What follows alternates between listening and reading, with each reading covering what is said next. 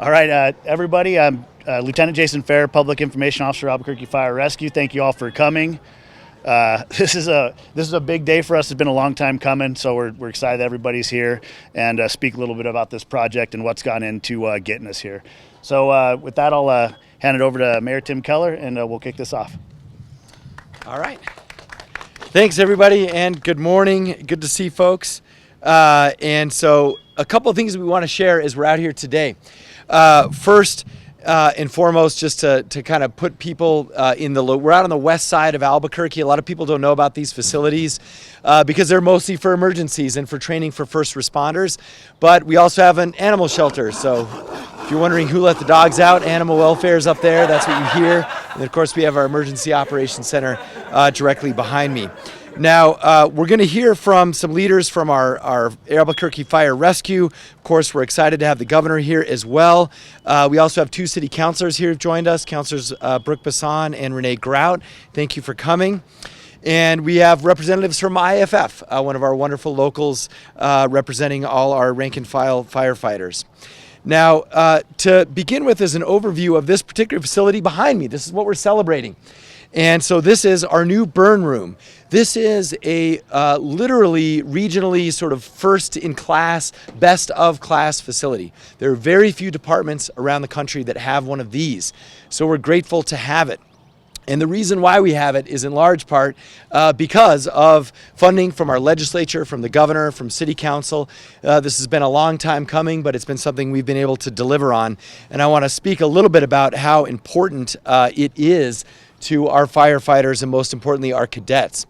Now, I also want to highlight behind you is the affectionately called the smoke room. I think I got that right. A smokehouse, one of the two. Not for barbecue, but they're training on low visibility and so forth in that container situation behind you. Also new, but not nearly as impressive and fancy as this one. So what is behind us is essentially a house that we light on fire over and over and over again to train our first responders how to deal with a fire in a structure. Now, that might sound relatively simple, but I want to remind folks, right, everything that we are as people tells us to run away from a house that is in fire, right? And our firefighters, our first responders, are trained to run in. And so, one, they have to psychologically be prepared for what that means. Low visibility, heat, unknown passages in terms of how to navigate the house. They also have to understand psychologically what that means. And I remember, the governor and I were in Firefighter Ops 101. We were together, actually, and Chief was spotting me at the time, and we were in the old burn room, and I remember I had like a little pinhole in my glove, and I was too embarrassed to say anything for a while. It was absolutely burning my hand and hurting really bad. It was like a laser beam hitting you. And so eventually, luckily, Chief at the time, she was like, just put your hand over it. How about that? Because you have another glove. So problem solved. But the point is, obviously, it's extremely dangerous when you're in a burning house. And so all our firefighters have to get used to that mentally, but also physically, and know what to do in those situations. And the only way to really train them is with a burn house like we have behind us. So our 100th cadet class is the first class to use this building. We're with the 101st cadet class, which is training today and using this building later this afternoon. As a reminder, AFR responds to over 100,000 calls. They're one of the busiest departments in the country, and we're very proud of what they do. And this facility was made possible. It cost just under $1 million. And the lion's share of that funding came from our governor, Representative Melanie Stansbury, Senator Michael Padilla, Representative Caballero, and also Representative Sirignana. So I want to thank them so much for this. And so with that, I'm going to come back up for some intros, but with more details on this, let's bring up our fire chief, Chief Armijo. Chief.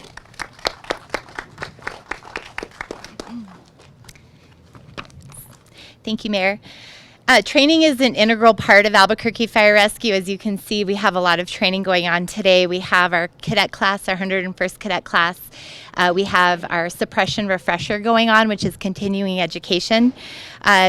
Projects like this really help us have that reality-based training that's necessary for the high-risk, low-frequency events that we mitigate as an all-hazards response service. Safely training in a live fire scenario is something that AFR has never been able to provide once our firefighters graduate the cadet program. So a lot of our training was just done in the classroom. It was simulated, but never in a burn structure such as we have behind us. Funding for projects like this can be a challenge for our department. We have to put a lot of our direct funding sources into apparatus, fire stations, things like that. Something like this was really just a dream that we had. In my previous role, I managed our grants and I wrote our grants, and a lot of the public safety dollars that are available federally are for law enforcement. So as a fire department, it was really hard for us to find funding for something, a project like this. We would have to focus it more towards our stations, our apparatus, things like that. So a project like this burn building is something that would have been put on the back burner without the support we received from everybody that's here with us today. This burn building will integrate into the development of AFR's Quality Assurance and Improvement Program, giving firefighters for years to come the opportunity to train in an environment that can mimic the real-world scenarios that we're facing on our 911 calls. This is critical to respond to our current needs in our community while keeping our firefighters safe and proficient in their skills. So thank you very much to the vision of BC Lopez and our firefighters that attended the FTTN training, where we kind of came up with this idea, or they did, back in 2019. The supporting efforts from the leadership of the IFF Local 244, as well as the support from Mayor Keller, Governor Michelle Lujan-Grisham, Congresswoman Stansberry, Senator Padilla, Representative Roybal Caballero, Representative Sariñana, and City Council, we're able to stand here today to dedicate this burn building. So on behalf of Albuquerque Fire Rescue, we thank everybody here today that made this building a reality. And next, I'm honored to introduce Battalion Chief Joe Lopez, who really brought this idea back to us, and really without his foresight, we would not be here today either. Morning, everyone. Morning. My name is Joe Lopez, and I'm a Battalion Chief with Albuquerque Fire Rescue. I respond out of Fire Station 5 in Southeast Albuquerque. First off, I'd like to say thank you to Fire Chief Jaramillo, Fire Administration, both past and present, Mayor Keller and city leaders, Governor Lujan-Grisham, and state leaders that have supported AFR over the years. Also, thank you to the citizens of Albuquerque who have continually supported AFR. Lastly, thank you to the firefighters that put everything they have into this job. In 2019, myself along with several other firefighters were sent to the Fire Department Training Network in Indianapolis. This training facility is touted as the most demanding and realistic fire training available. At FDTN, my fireground skills were challenged to the extreme. It was an amazing opportunity for me as an individual firefighter to evaluate my strengths, my weaknesses, and where I needed to grow to be a better and more well-rounded firefighter. The fire service has a way of humbling firefighters. Just when we believe that we are figuring out the job, we are humbled by an experience that challenges us at the highest level, and we must adapt to those circumstances. I believe this happens so that as firefighters we can never become satisfied with our performance on emergency scenes. We have to continue to grow, we can never stop training, and we can never stop critiquing and looking for ways to get better. In this job, the stakes are so high that we cannot allow ourselves to be content with our skills. We must always be pushing to be more efficient and more effective. Seconds truly matter. The bar has to be continually raised. I tell you this because I want you all, the citizens of Albuquerque, to know that we will continue to challenge ourselves as individuals, as companies, battalions, and as Albuquerque Fire Rescue to answer the call with our greatest effort in your time of need. In order for us to answer this call, we must challenge ourselves in our training, continually putting ourselves in difficult training scenarios so that we will rise to the occasion when the citizens call upon us. What you see behind me is a building that was designed and planned over 3 years. Every thought that went into the design of this building had two things in mind. How can we challenge our firefighters in the most realistic way possible? How can we simulate the situations that our citizens may find themselves in? In this building, we have the ability to do live burns along with smoke barrels to create realistic interior fire conditions, creating as realistic conditions that we might see as we respond every day. This allows us to train on our search and rescue techniques, our hose advancement skills, our forcible entry techniques, and ventilation tactics. At the end of the day, we want to put our firefighters in the best possible situation with the most realistic training and the tools necessary so they may answer the call to save a life. This building was designed to be versatile to meet the needs of our department and our city. We can simulate what we call a 2/2 fourplex, a single-story residential, a two-story residential, and a single-story with a basement. This versatility will allow us to continually adapt and modify our training to meet the needs of the city's most precious resource, our citizens. Multiple entry points located on the structure allow us to use this versatility to mimic the different home layouts that are present throughout different parts of the city. Over the course of the 3 years, so many firefighters provided us with valuable input. This input was crucial and allowed us to take a well-thought-out approach to its design. Our new training structures will be able to train several generations of firefighters long after I am gone. They are an investment in our firefighters and ultimately an investment in the safety of our community. Thank you for your time, and I look forward to my continued service. So, listen, we are honored to be joined by the great governor of the state of New Mexico. And so I just want to briefly introduce her by saying that time and time again now, I think for 6 years, more or less, we've been working together. And whenever Albuquerque is in desperate need, whenever our fire or our police and our first responders need help, we get together each year, and our governor pretty much, not all the time, pretty much just says yes. How can I help? And this is such a good example of how fire articulated this need. We said there wasn't enough funding. We asked the governor, and she's like, I will make this happen. And with support from legislators, we are so grateful to have a governor who not only cares, but invests and walks the walk when it comes to standing up for police and fire. Welcome, Governor Michelle Lujan-Grisham. Oh, thank you, Mr. Mayor. All right, since he went to all the trouble, now I'm a little too close, but am I almost as tall as Mayor Keller? Whoever's saying yes, good answer. There was only one answer. That wasn't intended to give you choices. Look, you've heard everything about making sure that this is a state and a city that's going to invest in our first responders. If you don't have the right equipment, then we're putting our men and women in harm's way when they're out actually responding to these emergencies, including these fires. And then it's not fair to the individuals with whom they are responsible for protecting. So it's easy to be here today because it allows us, frankly, to give more reminders to more policymakers and to give thanks. So that's the number one thing. Look, we've put more money into public safety than the last couple of governors combined. We're nearing, $450 million and change in the kind of equipment and training for all first responders statewide. And while this is critical, I really appreciated Chief Jaramillo pointing out, look, we have stations and ladder trucks and any number of equipment investments all over the state. Because once you're fully trained here, wherever you're assigned or wherever you take your first job, we want to make sure that you have state-of-the-art equipment and strategies to support your community statewide.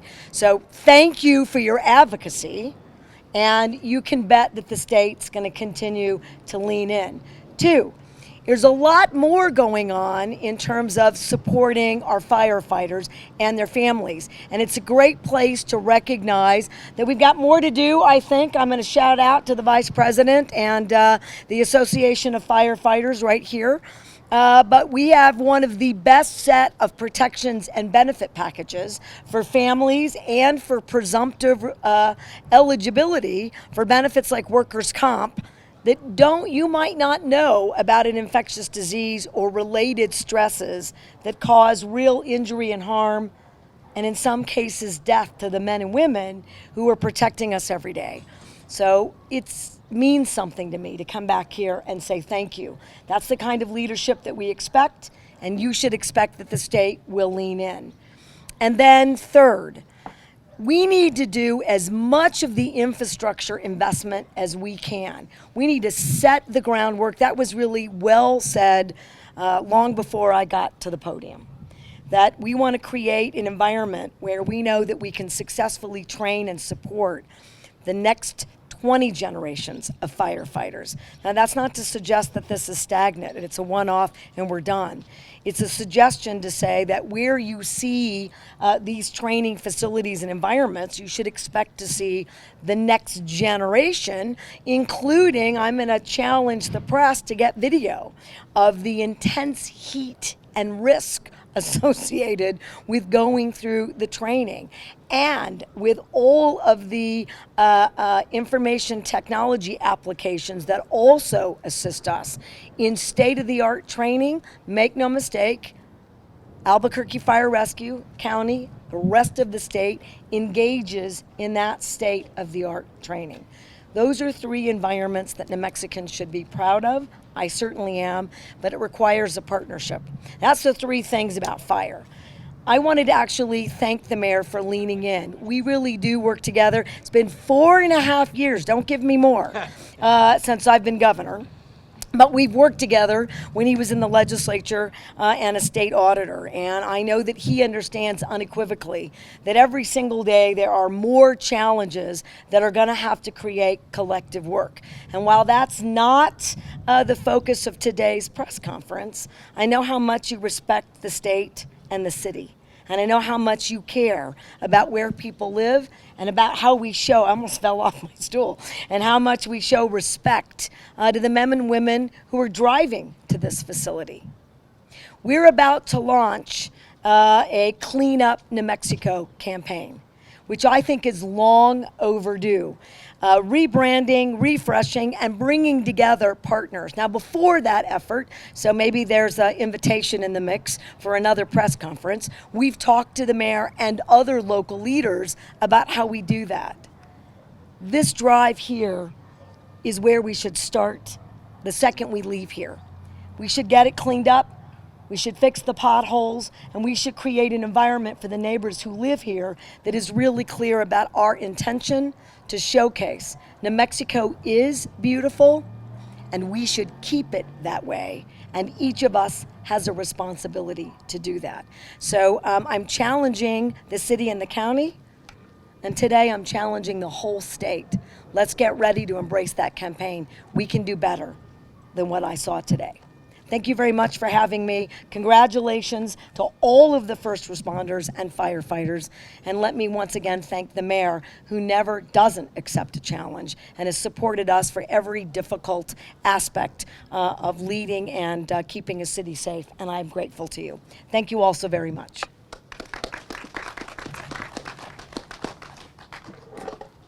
Take my own box. Yeah, so we're going to do, thank you so much, Governor. Let's give our governor one more round of applause. We're going to do Q&A one-on-one. AFR will organize that. Otherwise, we really want to give folks a tour of the burn room, so that's what's up next. Thanks so much.